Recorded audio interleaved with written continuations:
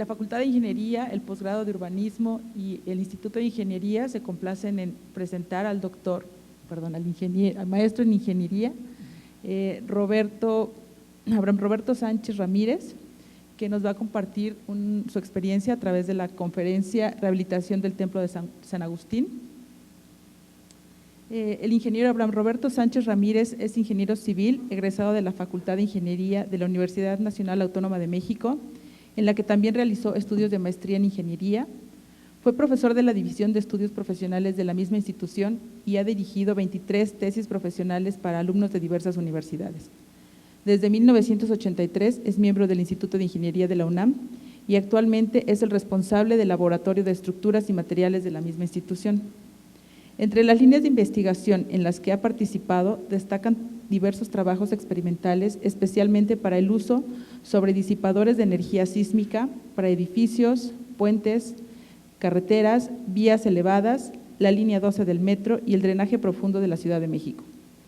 Desde hace más de 2 décadas ha tenido una intensa actividad vinculada con seguridad estructural de los edificios históricos, tanto en México como Guatemala, El Salvador, Chile y República Dominicana.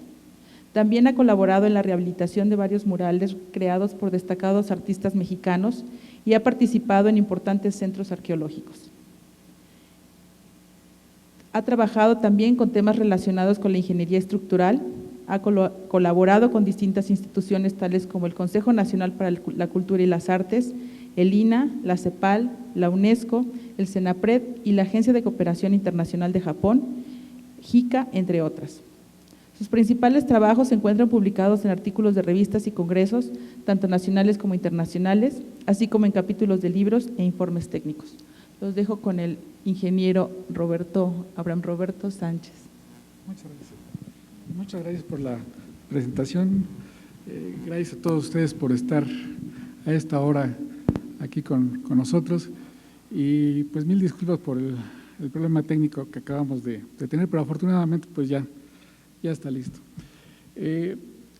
Esta tarde les presentaré un trabajo que por varios años se ha estado elaborando en el Instituto de Ingeniería, con la participación muy importante del doctor Meli y de varios estudiantes y profesionistas, sobre todo ingenieros y arquitectos, que nos han apoyado en la rehabilitación de uno de los templos más importantes que tiene nuestra ciudad, que es el Templo de San Agustín.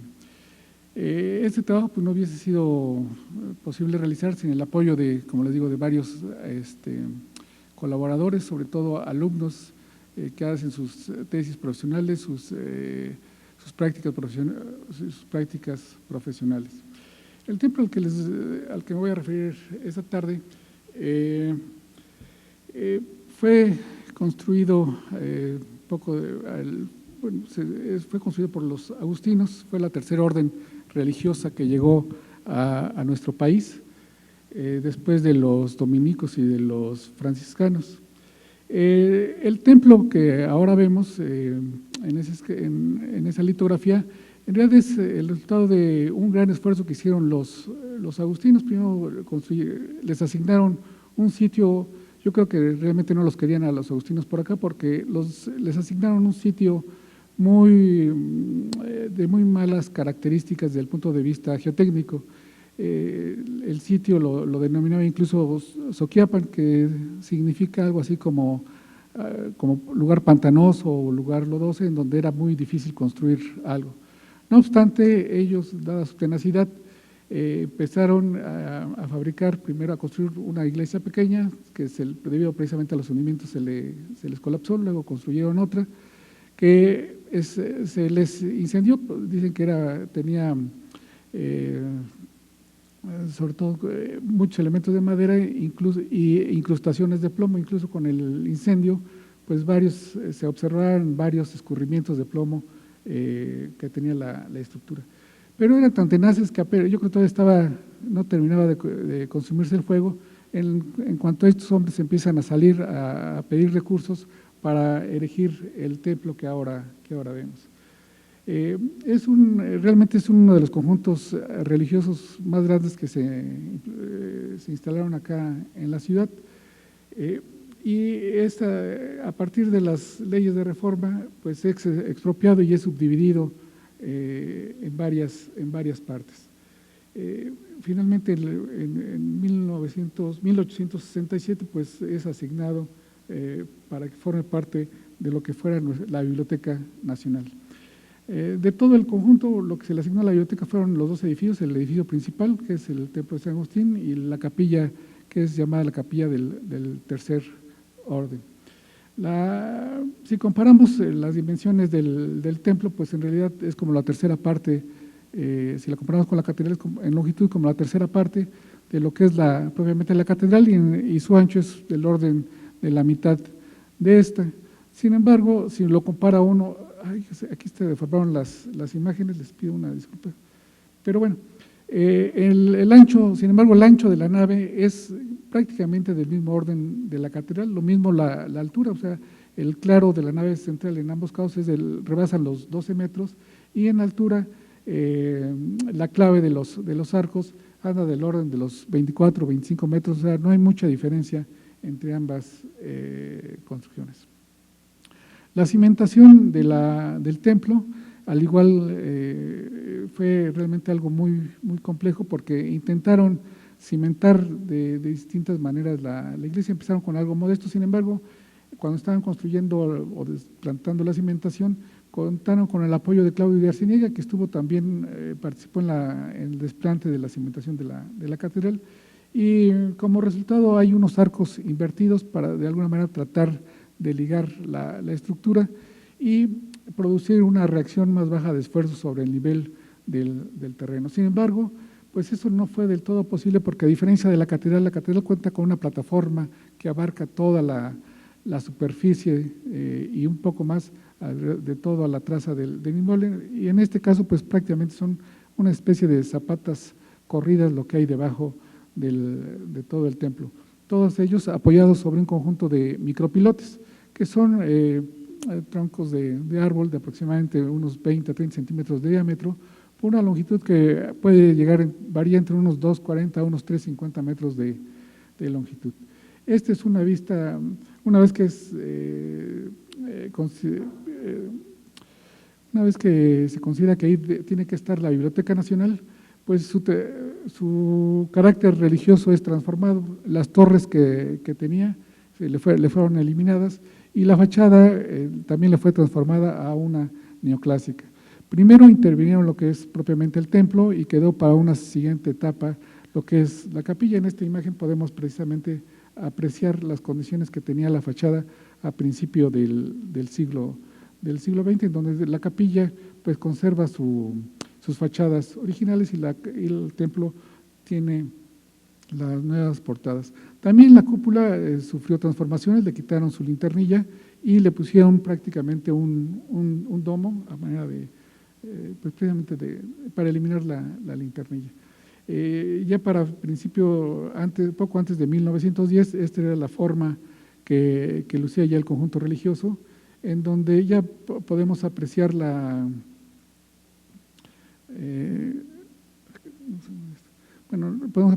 fachada que le agregaron a la capilla. Y bueno, pues algo que les pido que recuerden un poco es la fachada poniente de la misma, en donde hay un conjunto de florones y que están según un gran pretil, y que después se tuvo problemas con un siglo. Una vez que se cumple el primer centenario de nuestra independencia, el gobierno alemán dona la escultura de Humboldt, que es instalada en la esquina norponiente del atrio. Fue toda una ceremonia de poder recibir esta escultura, y así es como lucía al final de esa ceremonia el conjunto religioso, ya con sus fachadas concluidas y la escultura de Humboldt en la esquina. Si apreciamos, una cosa que vale la pena destacar es que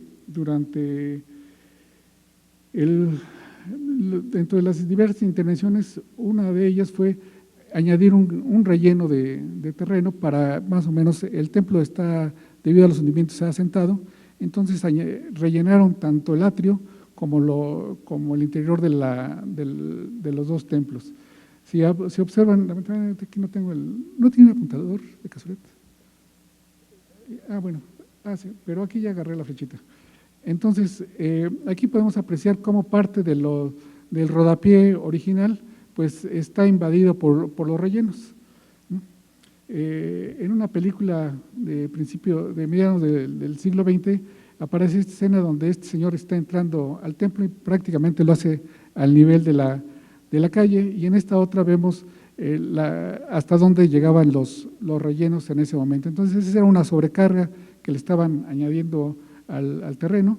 Y en la imagen que tienen a su derecha, ya pueden ver, después de una intervención efectuada en los años 80, el retiro de este relleno. Entonces, más allá del aspecto, digamos, arquitectónico, pues lo que importa son las sobrecargas que le han añadido a la estructura en esos escenarios. Estas son algunas imágenes de cómo quedó transformada la iglesia cuando fue transformada en biblioteca. Uno de los detalles importantes es que las naves laterales fueron de alguna manera cegadas con los libreros, y otro aspecto que es de llamar la atención es que la zona del crucero, del transepto, fue de alguna manera cubierta, fue transformado, taparon lo que es la zona de la cúpula y los brazos del crucero, haciendo ver que pues, transformando totalmente el aspecto religioso de su arquitectura. Pues esto fue ocupado por varios años y funcionó de manera muy, muy eficiente. Hay muchas personas que incluso recuerdan el haber recurrido a la biblioteca durante el desarrollo de sus estudios. Mientras era biblioteca, pues tuvo varios daños, incluso poco antes de la inauguración tuvieron que posponerla porque ya tenía varias grietas la estructura, a pesar de haber sido recientemente intervenida. Aún con los libros, era una convivencia prácticamente continua con las grietas que crecían día a día, y que eso obligó en ciertas ocasiones a hacer intervenciones tales que tuvieron que retirar parcialmente los libros y para poder poner apuntalamientos que les permitieran atender los problemas de rehabilitación. La imagen de la izquierda es una fotografía antigua del año 50, en donde reportan una severa grieta en la zona de la clave, y a la derecha vemos una imagen también de la misma nave, que en ambos casos los daños se deben a la apertura. Los hundimientos generan que la nave los apoyos se desplacen, entonces se incrementa el claro de la nave y provoca las grietas que estamos viendo en la imagen de la izquierda. En la imagen de la derecha, a pesar de que se han incrementado los hundimientos y también los desplazamientos de los apoyos, no se ve el mismo patrón de agrietamiento. Si notan aquí, la grieta fractura totalmente los arcos, tanto los arcos como la bóveda, cosa que no se aprecia en su imagen de la derecha. Y es que, como veremos más adelante, en la intervención de los años 50, le añadieron una cercha metálica que de alguna manera evita que se propague esa grieta y genera un mecanismo de deformaciones diferentes. En esta imagen podemos apreciar parte de esa cercha. Vemos los arcos. Entonces, en lugar de que se genere una grieta al centro, pues prácticamente se genera una gran clave formada por varias dovelas, que es la que desciende y la que termina deformando la dovela, la cercha metálica. Entonces, como la cercha es continua, pues no permite ver ese mecanismo de agrietamientos que comentábamos hace un momento. La cercha en su base está desplantada como una especie de zapata que permite transmitir la carga que ésta recibe hacia los capiteles de las pilastras, pero por alguna razón estas no estaban perfectamente apoyadas, entonces su desempeño pues era realmente cuestionable. En 1963 se hace a raíz de las diversas reparaciones que se hacen a partir del año 50.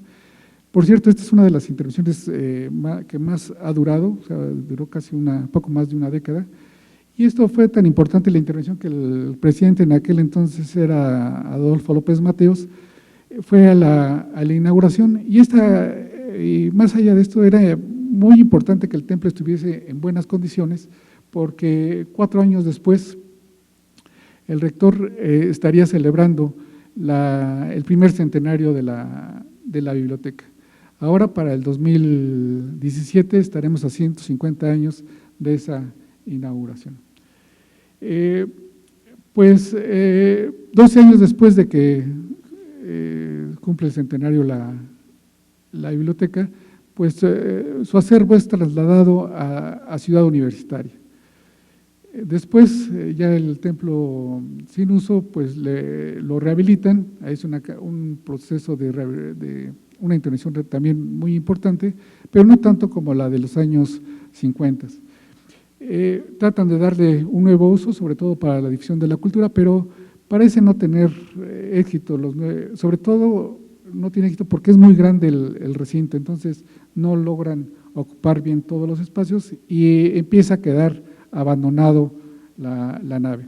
Finalmente la dejan a finales de los años 90, queda totalmente abandonada y la estructura, pues además de los hundimientos, la falta de mantenimiento y sobre todo la falta de uso, hace que se empiece a deteriorar de manera acelerada tanto su estructura como sus acabados. Entonces ya no nada más son aparición de grietas, sino empieza a haber desprendimientos. Las esculturas que flanquean la nave central empezaron a tener problemas porque algunas, al haber caído de la bóveda, pues algunos perdían el brazo y otros perdían la cabeza, y no precisamente por una muchacha. En los riñones, al revisar los diversos daños, pues habían problemas en las bóvedas, pero los más importantes eran en los arcos y sobre todo en los riñones, donde los daños ya prácticamente habían alcanzado la capacidad estructural del material. Los daños pues no solo se quedaban ahí, afectaban la portada principal y los detalles constructivos, sobre todo la junta que crearon entre la capilla y la nave principal del templo, empezaron a tener severos problemas. Una desgarraba a la otra y se desgarraba a San Agustín, y del lado de la capilla las piezas se empezaban a dislocar. Preocupadas por esta situación, la universidad se da cuenta que se le ha invertido mucho dinero a la biblioteca y que en realidad no se ha logrado darle una solución definitiva. Así es que busca la asesoría de especialistas en mecánica de suelos, y en este caso fue el ingeniero Santoyo y el profesor Enrique Tamés a quienes les piden su opinión técnica sobre el problema. Una de las primeras acciones que hacen es verificar cuál es el estado del templo. Lo primero que se encuentran al hacer una nivelación es que entre la parte más alta, todo el templo se hunde, en esa zona del centro se hunde todo a razón de unos 5 centímetros por año, pero si entre esta esquina y esta otra se había creado un diferencial casi de 2,5 metros.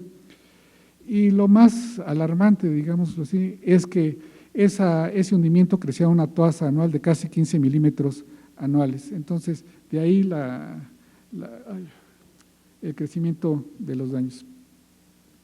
Entonces, en esta imagen pueden ver que los asentamientos sobre todo se aceleran o son más importantes en la zona de la capilla, y que los asentamientos efectivamente también, a pesar de que la capilla fue construida varios años después, por cierto fue en 1714, o sea, casi estamos a 300 años de que concluyó su construcción, la capilla, como se asienta en un estrato que está menos deformable, o sea, entonces se empieza a inclinar mucho más a prisa que el resto del templo. Entonces, las curvas de nivel también indican que esta zona está relativamente plana y que esta parte es donde hay mayor inclinación. ¿Eso qué propicia? Bueno, pues que con ese giro pues también se inclinen las columnas y pues se van a inclinar más las del lado poniente. Al inclinarse más hacia ese lado, pues la nave central también se abre, y en la medida de desplomos, una situación que se detecta y que es particularmente delicada es las inclinaciones de las columnas. En el caso del templo, pues andan del orden del 4%. Sin embargo, en el caso de la capilla, a pesar de que fue construido varios años después y que es más chaparrita, tiene inclinaciones casi del 5%. Entonces son inclinaciones realmente extraordinarias para una construcción de esta naturaleza. Otro detalle que vale la pena mencionar, que no solo los hundimientos diferenciales han sido la principal causa de los problemas en el templo. Otra situación particularmente delicada es que para el uso del templo como biblioteca, como les comenté hace un momento, cerraron todas las puertas o los accesos a las capillas, pues como tenían que tener movilidad, abrieron los muros laterales, abrieron unas puertas, y estos muros laterales en el sistema estructural constituyen el sistema de contrarresto, o sea, la bóveda en la parte alta cosea lateralmente y los muros laterales son los que toman ese empuje. Entonces, es fundamental la salud de estos elementos. Entonces, lo que hicieron para hacerlos funcionales fue abrirles a todo lo largo estos huecos en ambos lados.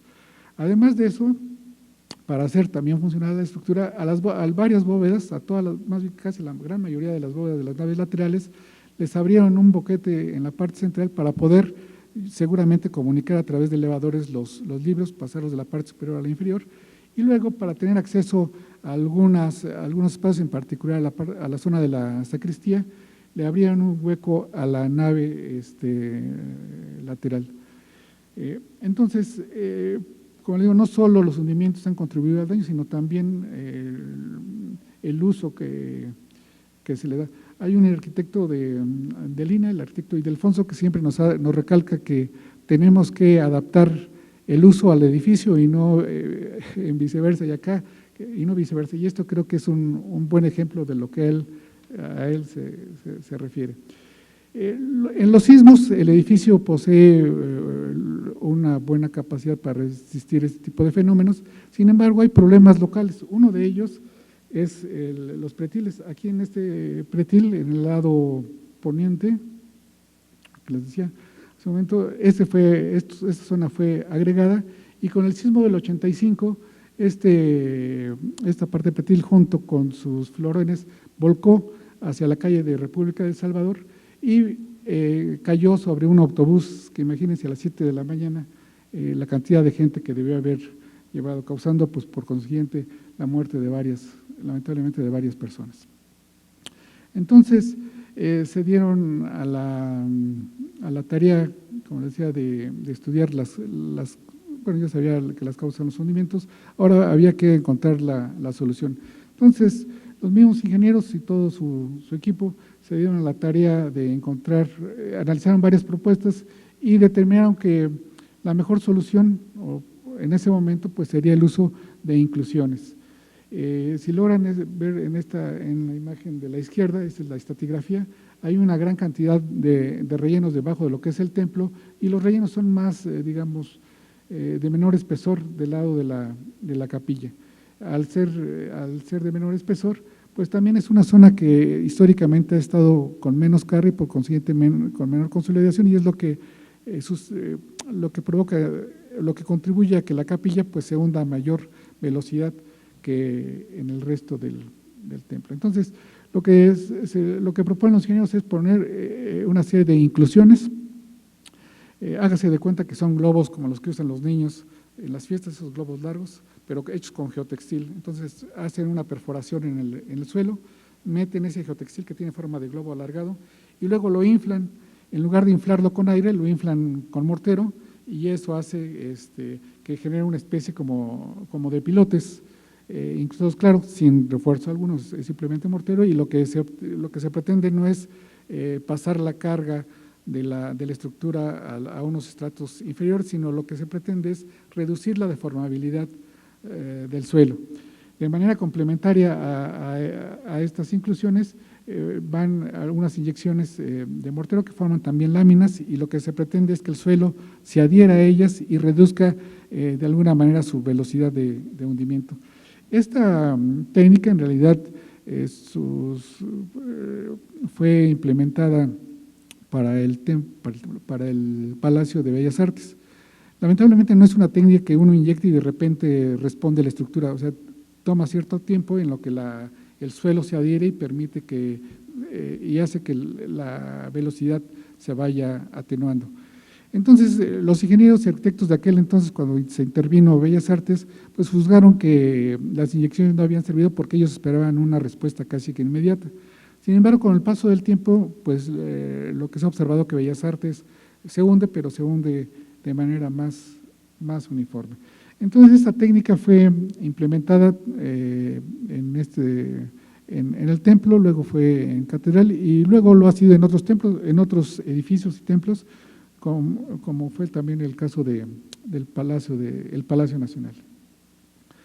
Esa técnica, en ingeniería, por ejemplo, si a uno le dicen hay que soportar una cierta carga digamos, de una forma muy simple, con una barra, uno puede hacer una estimación más o menos precisa de qué diámetro de barra, conociendo las características del material, tiene que usar.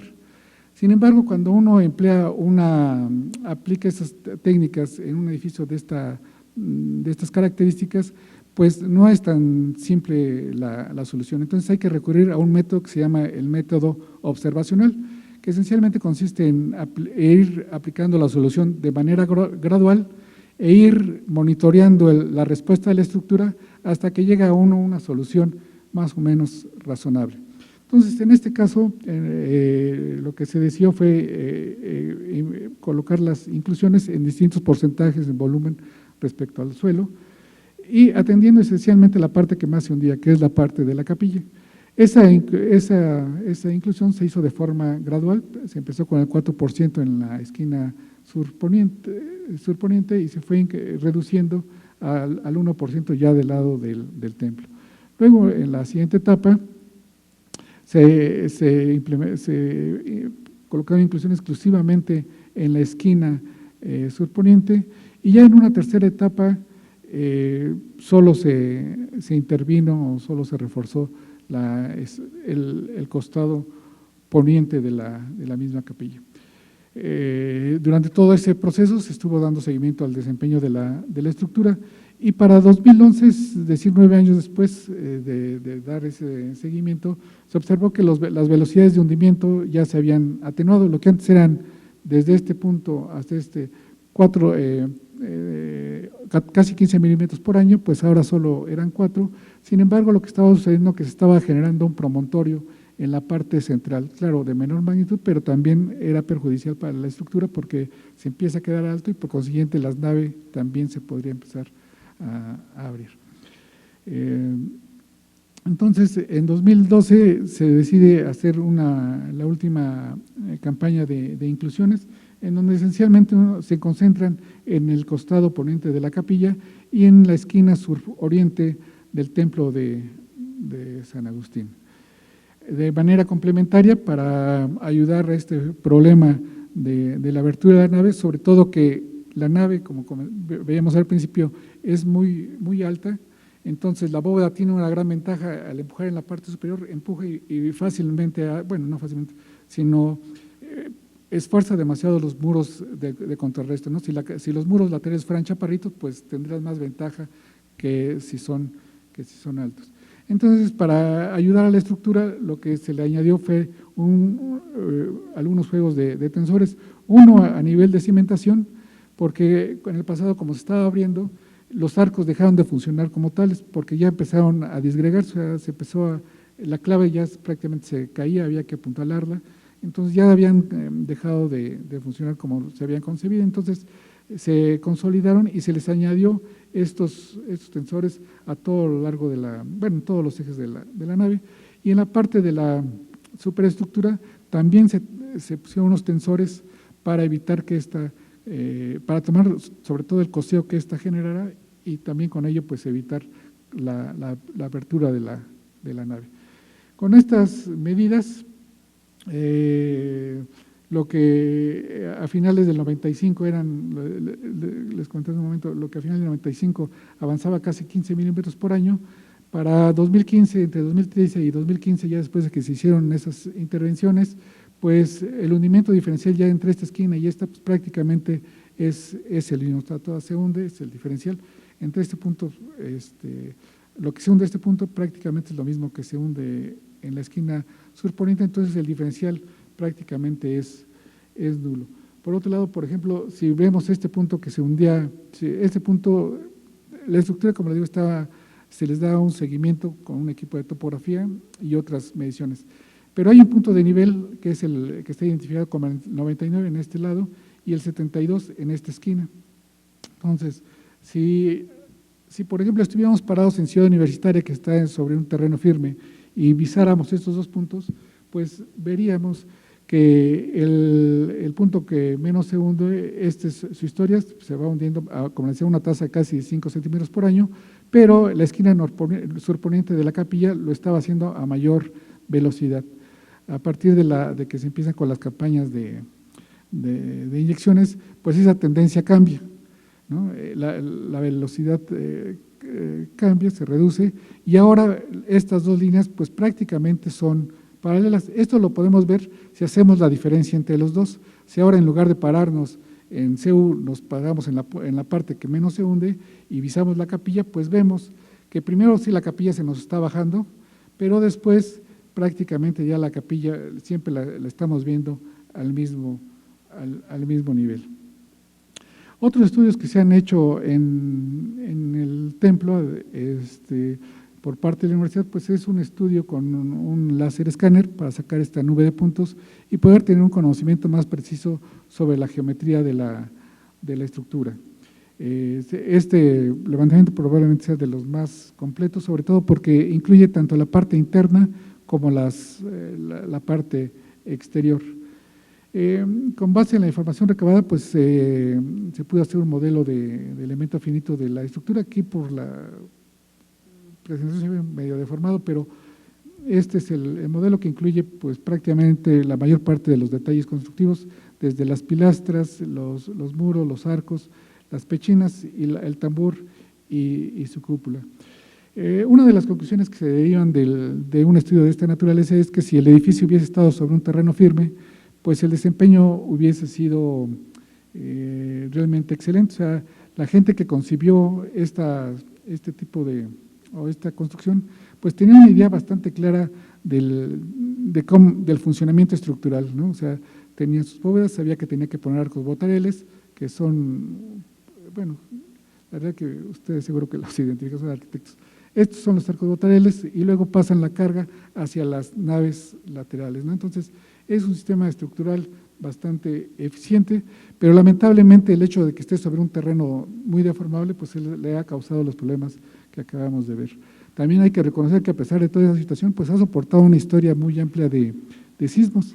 Y en parte, pues la explicación es que son construcciones muy rígidas en un suelo donde el periodo de vibrar es muy amplio, ¿no? Entonces, generalmente este tipo de construcciones simplemente se pasean con el movimiento del terreno y hay poca distorsión lateral.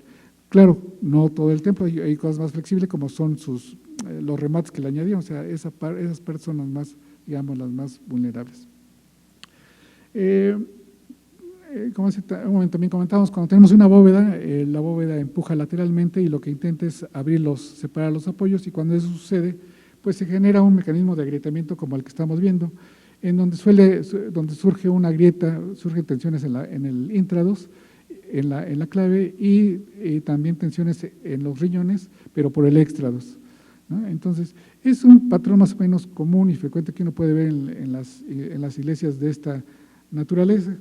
Sin embargo, cuando revisamos el templo, pues ese patrón está muy lejos de lo que comúnmente uno está acostumbrado a ver. Hay grietas diagonales, grietas las longitudinales, pero también hay otras que definen un patrón complejo que puede dar origen al colapso local de parte de la bóveda. Aquí vemos algunos de esos patrones. Por ejemplo, generalmente son grietas menores, solamente llegan hasta el extrados de la bóveda, pero aquí estas fracturas, si notan esta fractura y esta que está resanada, no muy bien porque ya veremos más adelante el problema, pues prácticamente nos deja desconfinado todo lo que es la zona central del arco y parte de lo que es el tambor de la cúpula. La mayoría de las grietas no solo, como decía, se abren, sino también tienen algún problema de desplazamiento fuera de su plano. Esta grieta es una grieta identificada en los años 80 y que actualmente todavía antes de la intervención todavía la veíamos. Otros daños que se identificaron fueron severos problemas en los cerramientos de las ventanas. Podemos ver estas fracturas y la magnitud de la grieta. O sea, generalmente los ingenieros estamos acostumbrados a ir con un grietómetro y estamos peleados por el 0.5 de milímetro. Aquí uno tiene que ir con una cinta métrica prácticamente para medir la abertura de las grietas. Aquí pueden ver precisamente la cinta métrica y la magnitud de las grietas, que no solo abarcan la parte interna, sino prácticamente, dada la magnitud, abarca el espesor completo de la misma. El caso de las cúpulas, también esta se encontraba agrietada. La cúpula es semisférica, y descansa sobre un tambor también circular, pero con un sistema de contrarresto, digamos, modesto, que pues resiste poco el coseo de la estructura, ¿no? Entonces, si uno analiza, por ejemplo, el comportamiento de una estructura de esta naturaleza, me refiero a la cúpula, pues que una cúpula de estas generalmente tiene los esfuerzos que van a lo largo de los meridianos, son de compresión. Sin embargo, a lo largo, los esfuerzos anulares son, en la parte superior son de compresión y en la parte inferior son de tensión. Cuando tenemos un sistema de contrarresto escaso, eso lo que genera son grietas a lo largo de los meridianos, esfuerzos anulares, lo que se trata de abrir a la cúpula, como vemos en esta imagen de manera exagerada, ¿no? O sea, se trata de abrir, entonces surgen las grietas que vemos en forma radial. También se hizo un estudio de todos los techos y sistemas planos que tiene la estructura, encontrando pues que tenían severas sobrecargas, problemas importantes de filtraciones y en algunos casos también problemas de corrosión. Este es un caso, otro techo donde está la capilla del tercer orden, en donde de inmediato se identifican las flechas que tiene la estructura. Había problemas a través de estos lucernarios, pues que están resueltos con cristal, pero de todas maneras se les filtraba el agua y generaban problemas de humedad. En este caso son particularmente delicados porque las dos son techos con bóveda catalana, entonces la bóveda catalana descansa sobre el patín metálico y es donde se acumula la humedad. Entonces, generalmente el alma de estas piezas terminan con problemas de corrosión. Algunos otros problemas que se enfrentaron precisamente es en la unión entre las fachadas, entre la fachada norte de la capilla y la poniente del templo, porque la capilla al estar rotando hacia el poniente se fue desgarrando, entonces los ornamentos que comparten la esquina, que por eso están muy bien resueltos, pues empezaron a deformar. Vemos, por ejemplo, el caso de esta cara, en donde la distancia que hay de la nariz al ojo, pues de este lado ya está un poco más amplia, parece como un poquito que estuviera un poco visco y más cachetón, pero es por problema de la deformación que ha tenido la estructura. En la capilla pues ha habido otros daños que ha obligado en su momento a meter algunos refuerzos, algunos muy bien intencionados. Por ejemplo, tenemos que en la intersección de las bóvedas con sus lunetos, debido al estado de agrietamiento, pues se añadían unos perfiles metálicos. Estos perfiles metálicos pues realmente no resuelven el problema y por el contrario dañan la mampostería original. Sin embargo, pues en su momento el acero lo consideran como un elemento importante, pero hacía falta también analizar la compatibilidad entre estos elementos. Esta es otra vista de la estructura reforzada. Vemos los refuerzos a lo largo de los lunetos y en la zona de la clave de la bóveda.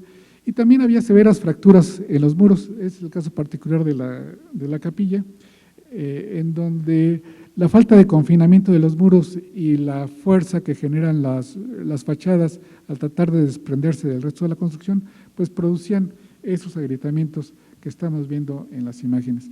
Aquí también vemos otro problema en donde hay un caso de corrosión en el alma de las vigas. A raíz de esto, pues una vez que se estudiaron los problemas, se empezaron a definir también las soluciones. Para ello, ya una vez que se definieron las soluciones, se determinó, pues, o se definió la estrategia de cómo se iban a atacar la estructura.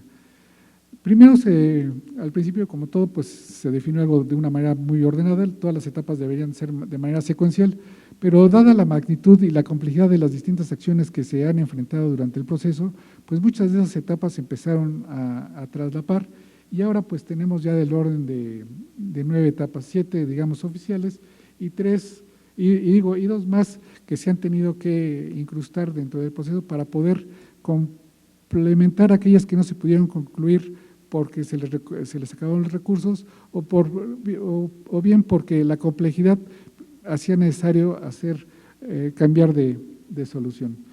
En cuanto al templo, se hicieron varias acciones, se retiraron los elementos de concreto que le habían colocado en el pasado, se consolidaron las grietas y toda la mampostería del muro testero, también las bóvedas del presbiterio se reforzaron y una trave que tenían de concreto fue sustituida por una con algunos dientes para mejorar su desempeño estructural, unos dientes o llaves de cortante. También se añadieron los tensores en la nave central, pues para tomar el costado en la estructura. Esta es una vista que tenemos del muro testero, vemos un par de grietas que flanquean la parte central. Déjenme comentarle que hace muchos años había muchas grietas, sobre todo en la parte central.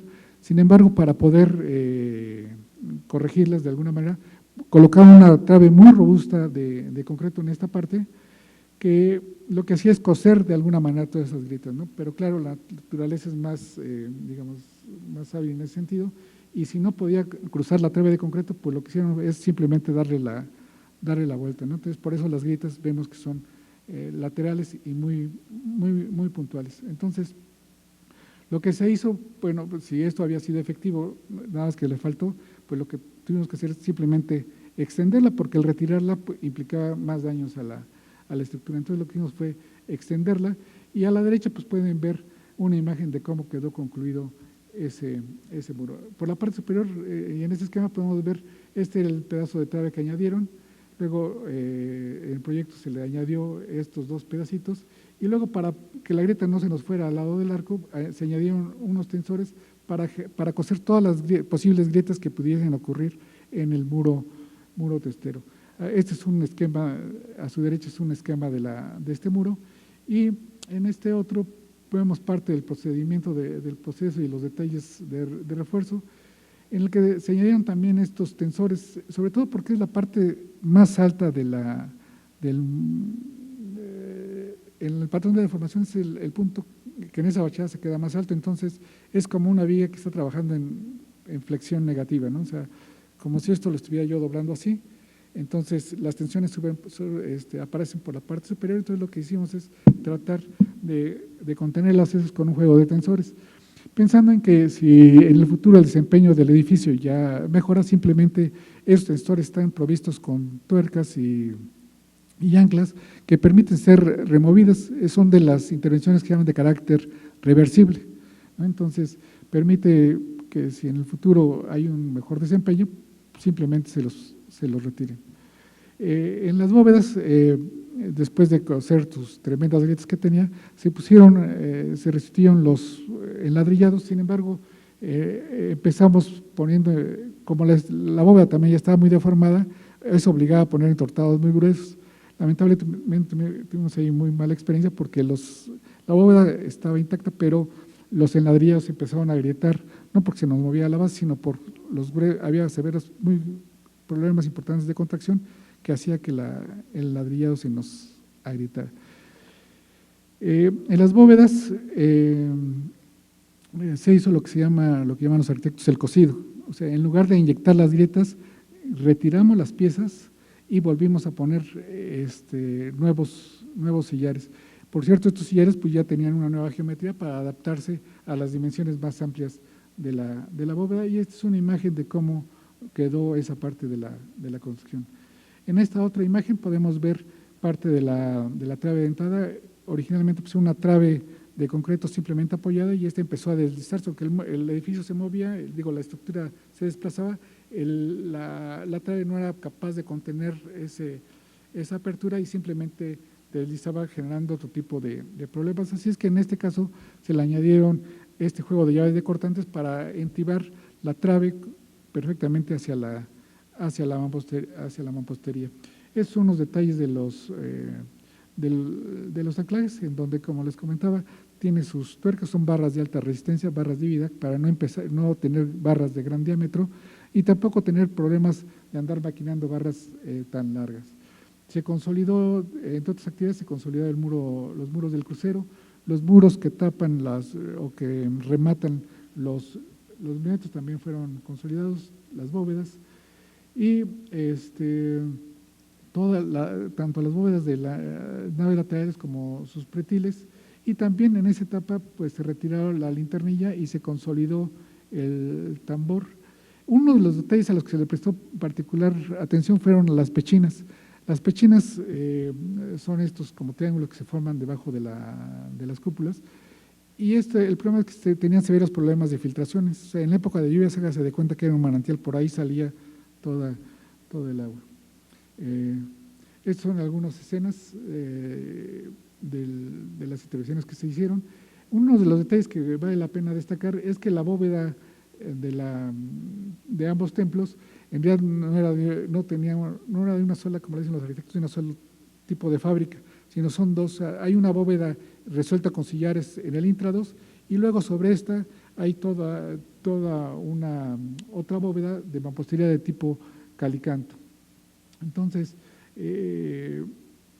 y ya sobre esto primero se rectificó la superficie con mampostería del mismo tipo, para que después al final pusiéramos una costra de unos 7 centímetros de espesor de concreto reforzado, que dada la curvatura tan fuerte que tenía la estructura, pues tuvo que ser con concreto lanzado para evitar grandes concentraciones del concreto durante un colado tradicional. Las bóvedas, a diferencia de otras intervenciones, las consolidamos desde la parte superior. Desde abajo identificamos las grietas, perforamos y desde arriba hacíamos la inyección para aprovechar la gravedad y poder rellenar la mampostería que tenía demasiados huecos en la estructura. Aquí vemos algunas escenas en donde están cambiando los sillares, o sea, ese proceso de cosido. Estamos desmontando parte de la mampostería y recuperándola con sillares más gruesos. Simplemente observen esta imagen, cómo el patrón de agrietamientos que prácticamente puede dar colapso al desprendimiento parcial de la bóveda.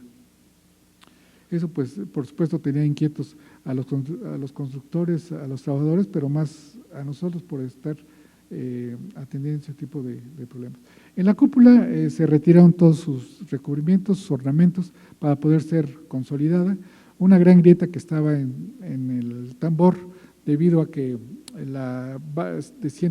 al abrirse la nave desciende la clave, y entonces el tambor, como ser más rígido, pues se puentea y genera una grieta horizontal que se acentúa sobre todo en los extremos norte y sur, que tuvo que ser consolidada, pero simplemente esta imagen muestra la magnitud de los problemas. En el pasado simplemente había sido, digamos, restaurada superficialmente, pero al empezar a abrir vimos que los huecos eran tremendos.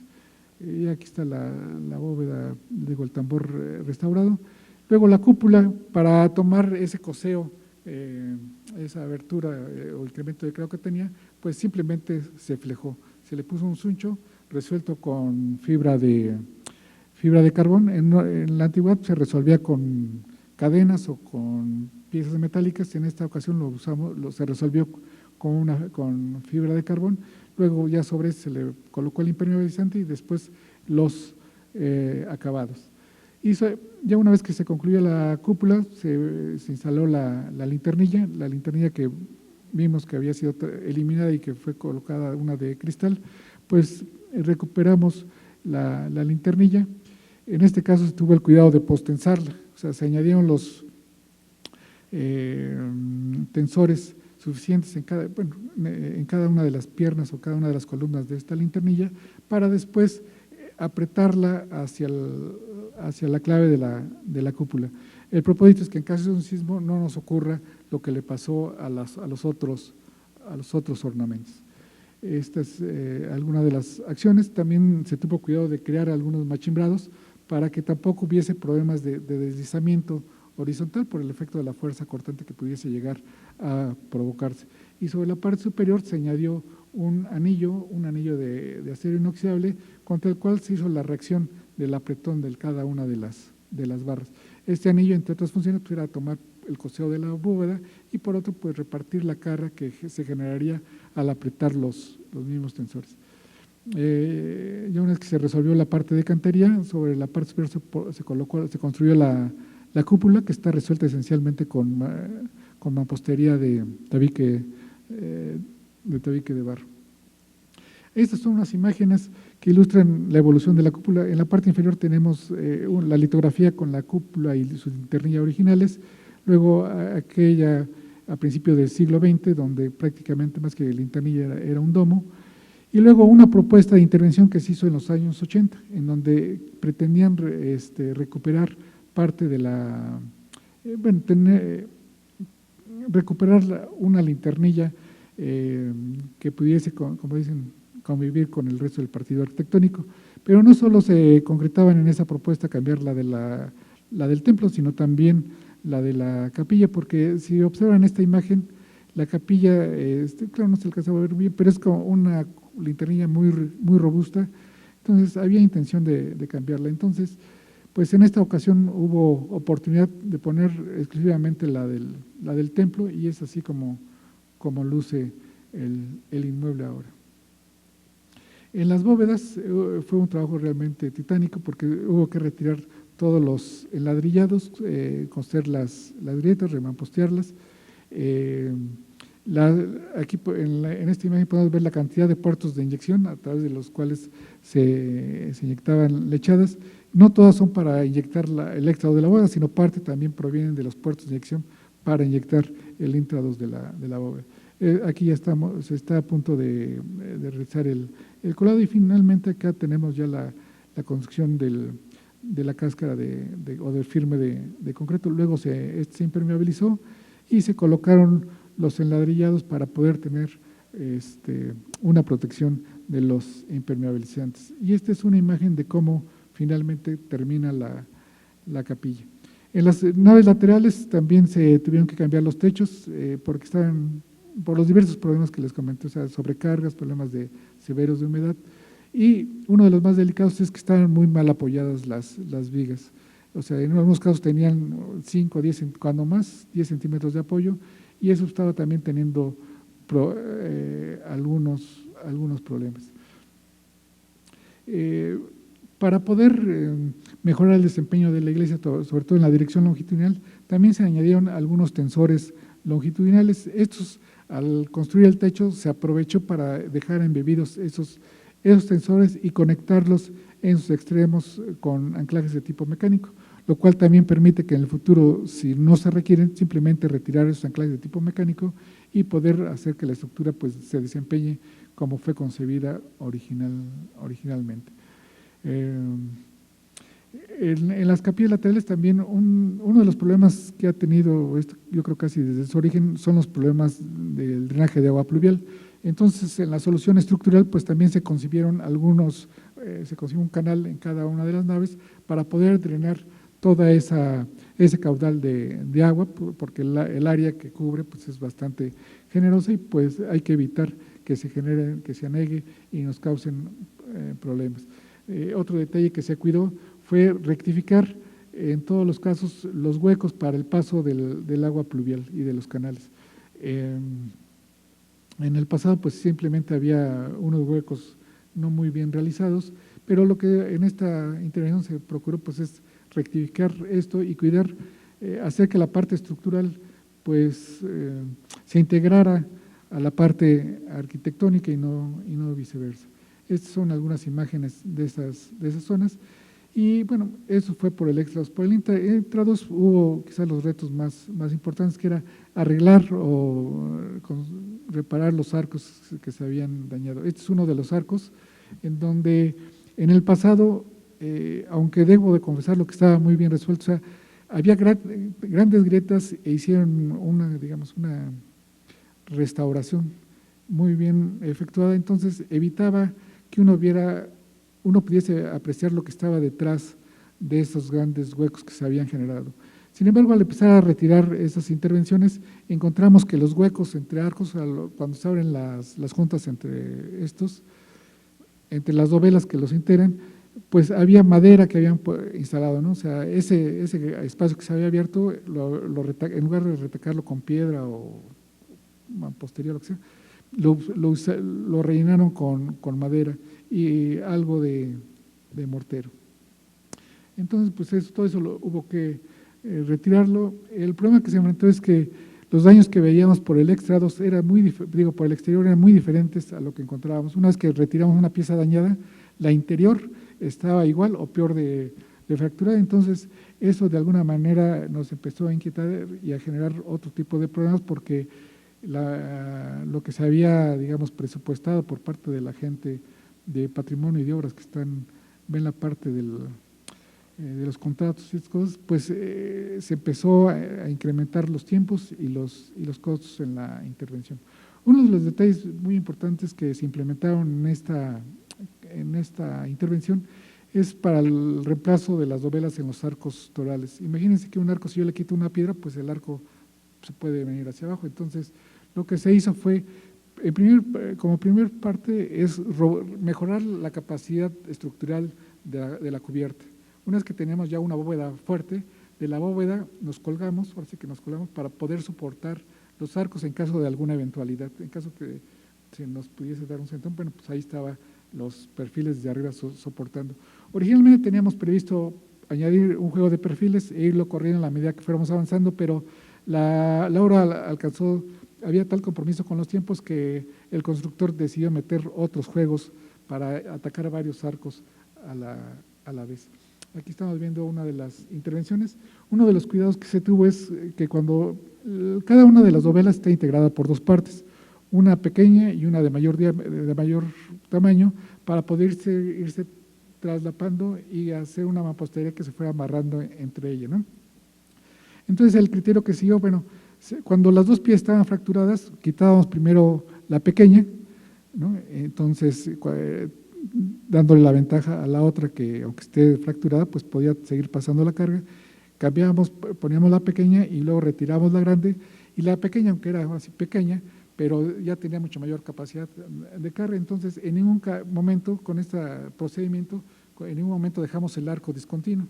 Siempre, aunque sea medio excéntrico, pero podía pasar la carga, además de los otros complementos de refuerzo o precauciones que se tuvieron durante el desempeño de esta labor. Uno de los detalles que vale mencionar la pena es que cada una de las piezas rebasaba los 600 kilos de peso. Entonces, el poder mover esas piezas a esa altura también fue un reto que, pues, la realidad que los trabajadores de las distintas empresas que participaron, pues, lo padecieron, pero afortunadamente lo lograron resolver de buena manera. En las bóvedas, en los arcos, perdón, habíamos pensado reemplazar algo así de unos 30 piezas. Sin embargo, al final se terminaron reemplazando cerca de 117 piezas, se rebasó con mucho lo que se había previsto. Esta es la bóveda como lucía, y esta a su derecha ven cómo luce actualmente, y se ven claramente los lunares de todas las piezas nuevas que se reemplazaron. Sobre todo las nuevas están en la zona de los riñones, que es los que más daños sufren.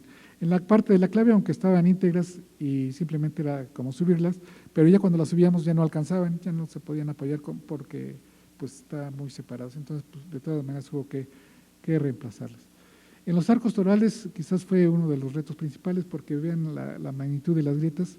Estas grietas, aunque en estas imágenes se ven espectaculares, la realidad es cuando ustedes están allá arriba se ven considerablemente más aparatosas. Entonces, pues también se desarrolló el procedimiento para que se hiciera un reemplazo de manera segura, primero para los trabajadores y después, por supuesto, para la estructura, pero en este tipo de intervenciones hay una serio compromiso que quienes están trabajando tenemos que generar todo el protocolo o todo el procedimiento para que no se generen problemas, ¿no? Y sobre todo, bueno, en particular, accidentes.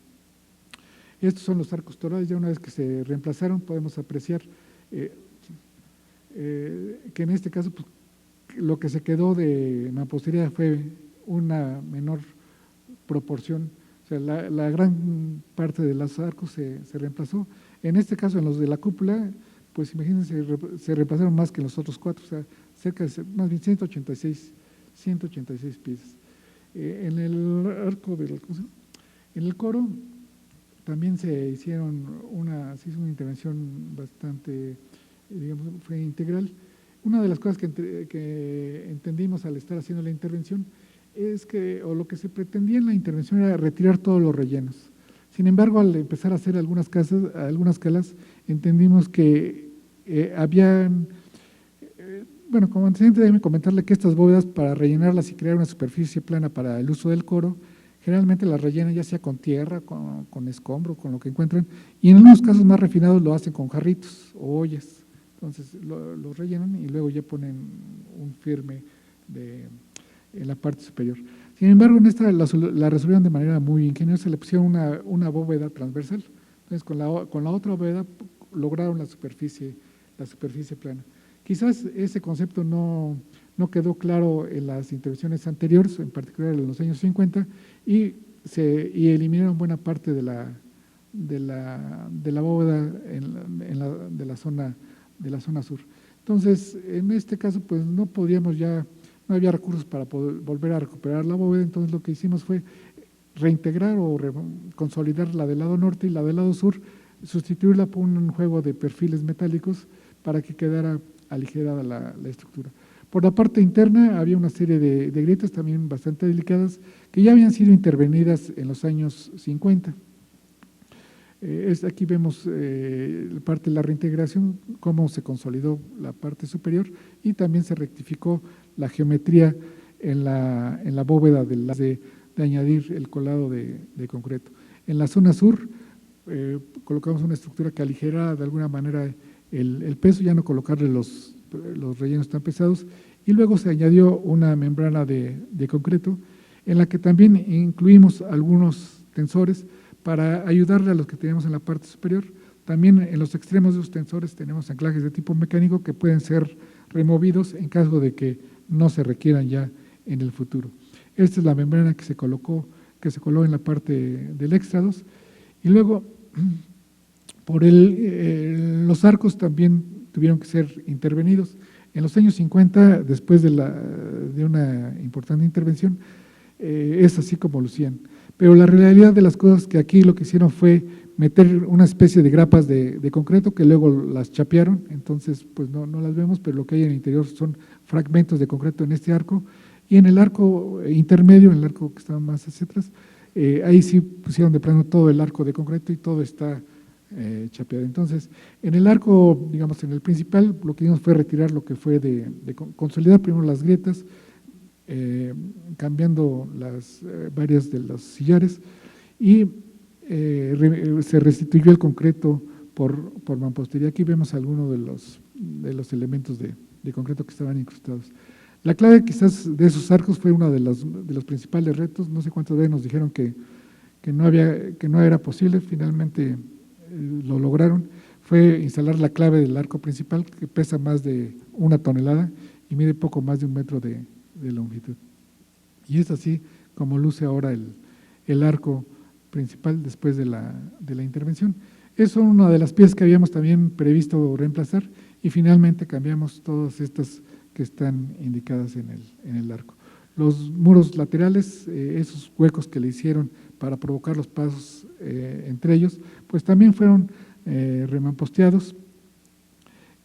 Todo el interior de las naves laterales también se consolidó, porque uno de los problemas que se ha observado es que las inyecciones se hacen, digamos, un poquito de manera tibia, le echan a veces, inyectan en lo mejor de los casos, con algunos botes de Coca-Cola y le van inyectando el mortero, entonces no satura la mampostería. Entonces, si uno no rellena bien los huecos, pues no mejora aún el desempeño de la estructura. Entonces, pues todo eso fue mejorando ya ahora con la tecnología.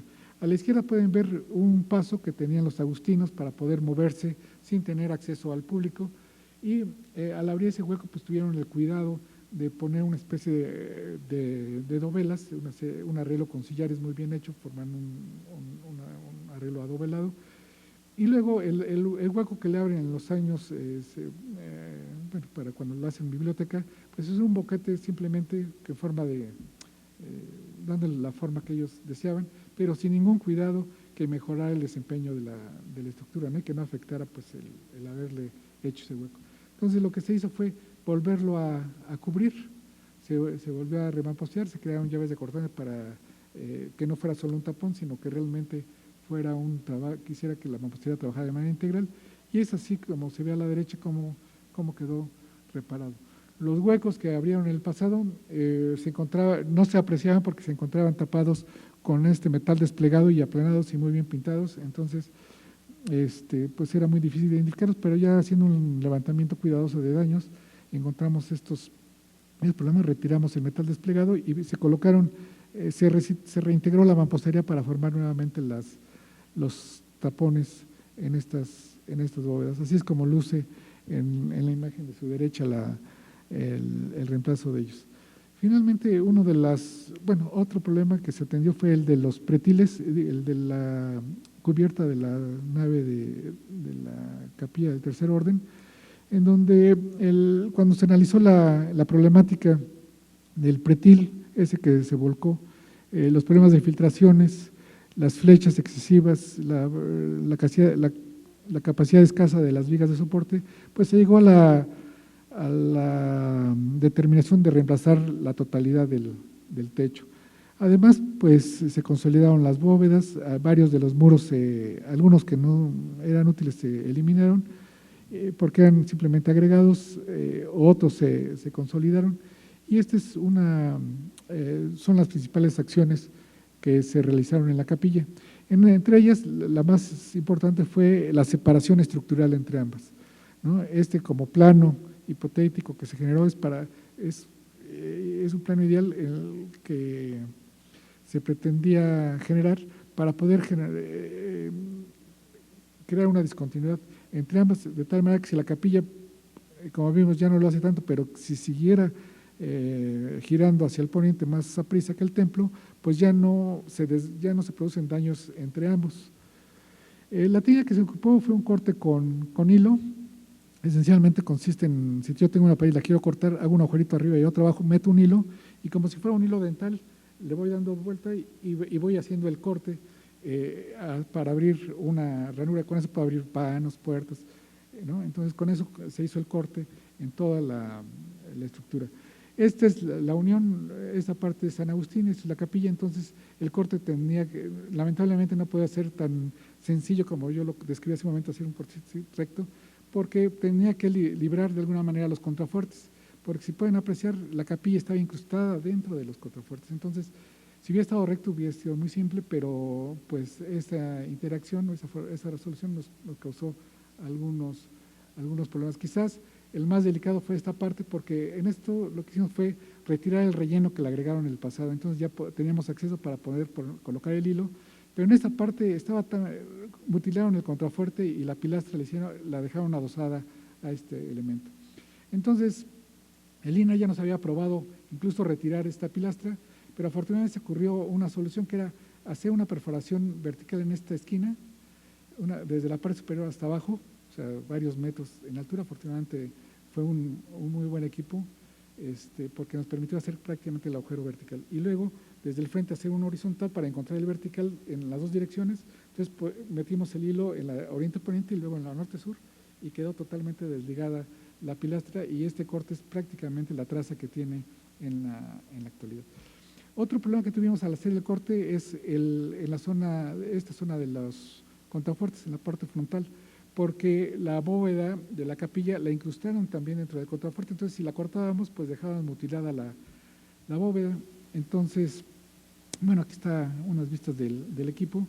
Aquí están los detalles que les comentaba de los contrafuertes. Si ven en esto, se ve el dentellado que tenían los sillares, y en este otro cómo mutilaron parte del contrafuerte, ¿no? Ahí está el resto de la mampostería de lo que sería propiamente la capilla. Aquí son escenas de cómo se fueron retirando los rellenos. En este caso, pues no se podría hacer esa acción. Entonces, cuando la capilla, en el caso de las bóvedas que estaban incrustadas dentro del contrafuerte, pues en el pasado se habían desgarrado.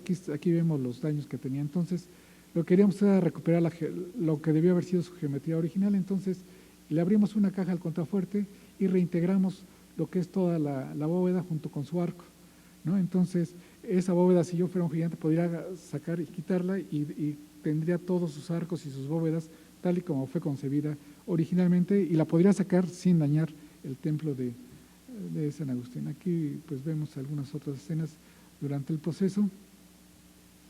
Y ese corte pues lamentablemente no lo pudimos extender hacia la fachada. Estos dos florones son unos florones que les llamamos siameses. De origen estaban unidos. Vemos que no tienen esta parte circular, sino esta parte recta, para que, como están en esquina, pues se puedan unir. Entonces, sin embargo, pues muestran la abertura que ha tenido, la separación que se ha producido entre estas dos partes de la construcción.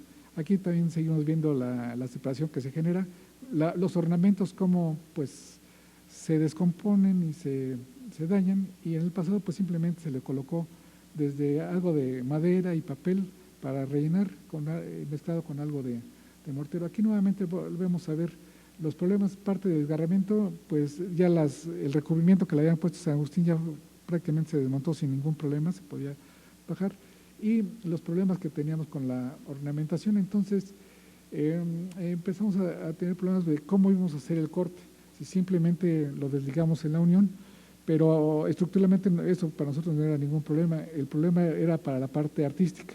Entonces lo que se hizo para no desacomodar y que nos quedaran, como les decía, caritas más redonditas y ojos medios de lado, lo que se decidió se hizo un levantamiento muy detallado de la estereotomía de todas las piezas que lo integran, y lo que se decidió es la parte de la capilla correrla para que alcanzara nuevamente a San Agustín como fue concebida originalmente.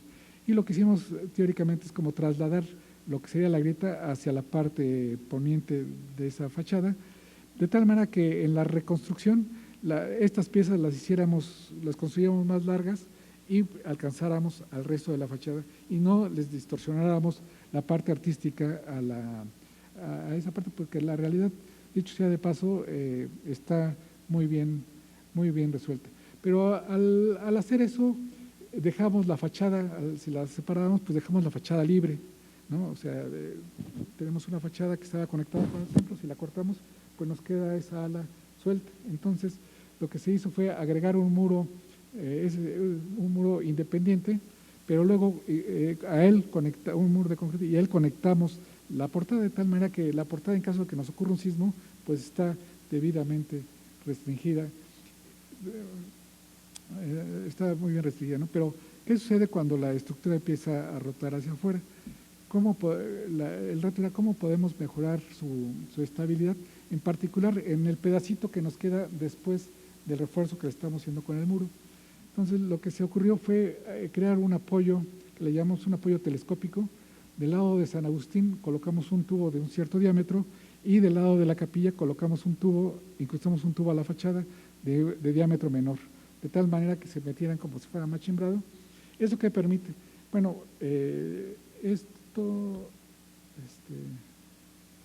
aquí se le salió bien al arquitecto, sí, correcto. Entonces, esto está incrustado, ¿no? Entonces, si la capilla se empieza a deslizar, esta pieza simplemente se va a salir sin generar ningún esfuerzo sobre San Agustín, y tampoco pues la capilla sufre esfuerzo alguno. Pero ¿qué ocurre cuando se presenta un sismo y afecta la estructura en la dirección perpendicular al plano? Entonces, una fachada de varios metros de altura que se nos puede tener un problema de vuelco hacia el frente. Entonces, los apoyos pues restringen ese desplazamiento, ¿no? Entonces, es más o menos como quedamos. En la capilla también, como les comenté en un momento, se concluyó que habría que reemplazar la totalidad del techo.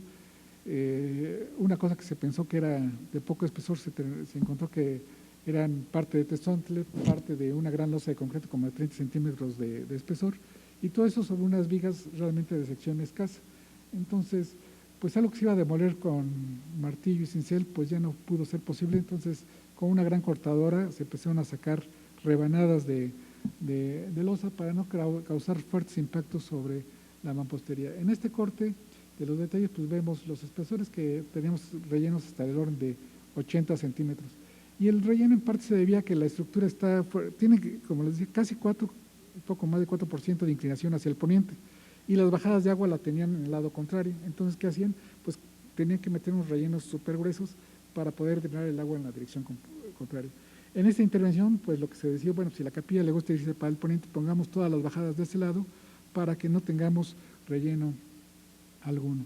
Otro de los detalles que se cuidó fueron cómo recuperar los ornamentos.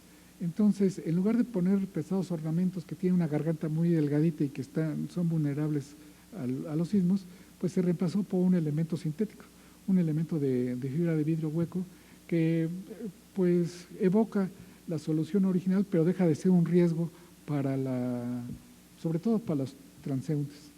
Además, los grandes muros que tenía, grandes y largos muros que tenía la capilla, lo hacían bastante vulnerable, porque en caso de un sismo y de los hundimientos, pues el muro se empieza a desprender del resto de la estructura. Entonces se colocaron muros transversales que pues le proveían de más resistencia y rigidez a la fachada lateral. En la portada pues también se añadieron un par de muros flanqueando la parte central, que aún se conserva, y con ello pues restituimos parte de lo que le mutilaron. O sea, le mutilaron hasta acá, mutilaron a la fachada principal. Entonces le estamos agregando esto que perdió, más este pedacito, para poderla hacer funcional con los nuevos usos que le van a dar. Los muros que que se encontraban dañados también por los asentamientos diferenciales, pues tuvieron que ser de plano desmontados, porque el andar haciendo reparaciones locales, pues no nos garantizaba que hubiese un resultado efectivo como se pretendía. Entonces mejor se desmontaron y se armaron nuevamente. Esta es una vista de cómo ya quedó la estructura después de haber sido intervenida. Cubriendo los restos de la fachada principal de la capilla del Tercer Orden, había un techito. Ese techito pues fue sustituido y se le colocó una estructura contemporánea, pero que se integrara mejor que lo del techito. Estas son algunas vistas del proceso, y es finalmente cómo queda esa cubierta para cubrir la fachada original de la capilla. Y bueno, pues finalmente todo este trabajo no hubiese sido posible sin varios grupos que ahí se intervino, ¿no?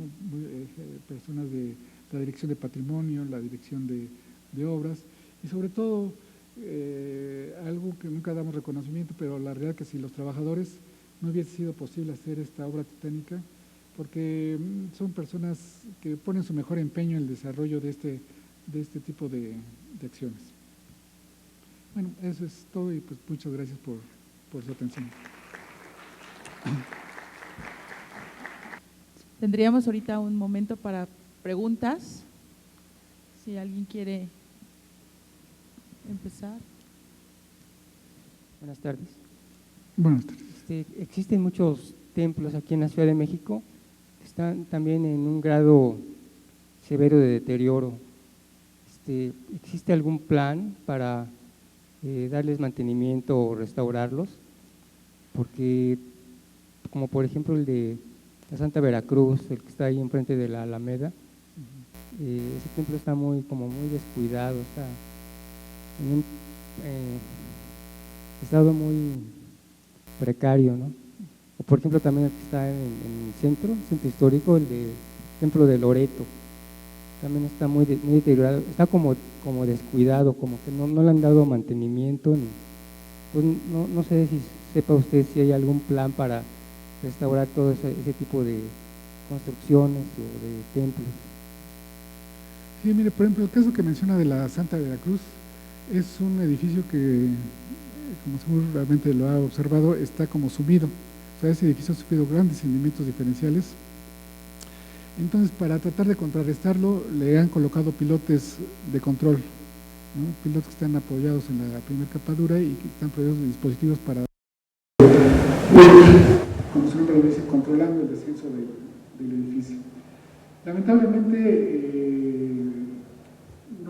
el país no tiene recursos, tiene otras prioridades, ¿no?, que este tipo de construcciones. Entonces, lamentablemente no se le da mantenimiento a los pilotos. Cuando no se le da mantenimiento a este tipo de elementos, pues empiezan a generar otro tipo de problemas. Como bien lo dice usted, hay diversos daños que pues parece que el edificio está olvidado, y así hay varios. Otro caso que también menciona es el de Loreto. A Loreto se han hecho varios estudios, se han hecho también una campaña de inclusiones, pero como también mencionaba, no es que ya le hice la campaña y ya quedó, pues hay que observar, y si es insuficiente, hay que volver a inyectar hasta que corrija uno la problemática. Lamentablemente el templo de Loreto, que es el que por cierto, dicho ya de paso, es el de la cúpula más grande que tiene nuestro país y creo que de América Latina, pues también está fuertemente inclinado, tan inclinado como el San Agustín, pero con pues, menos recursos, ¿no? Afortunadamente el San Agustín, la UNAM ha hecho un gran esfuerzo para atenderlo, pero el otro también, al estar en manos del gobierno federal, pues no tienen los recursos, lamentablemente. O sea, de planes, como digo, ha habido estudios de varios, los que acabo de mencionar, pero lo que no hay son recursos. Entonces, en ese sentido, pues, nuestro patrimonio tiene este riesgo adicional, ¿no?, que no los podemos atender. Bueno, pues, si no hay más preguntas, vamos a agradecer mucho al ingeniero Roberto Sánchez Ramírez por su participación, y le vamos a hacer entrega de una constancia